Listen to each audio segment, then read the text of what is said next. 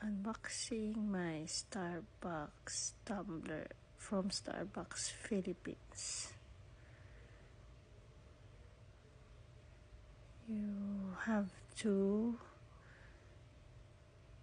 collect 19 stickers to get a Starbucks tumbler or other Starbucks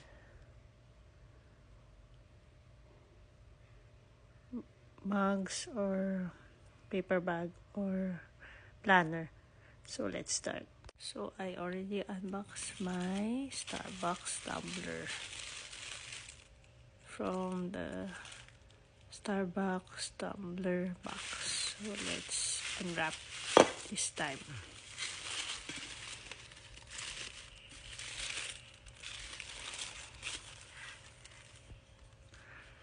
Wow! I love the Starbucks tumbler this year. Nice. Love it. What are you waiting for? Start collecting 19 stickers from Starbucks PH stores and get a tumbler, planner, mug with plastic eco bag.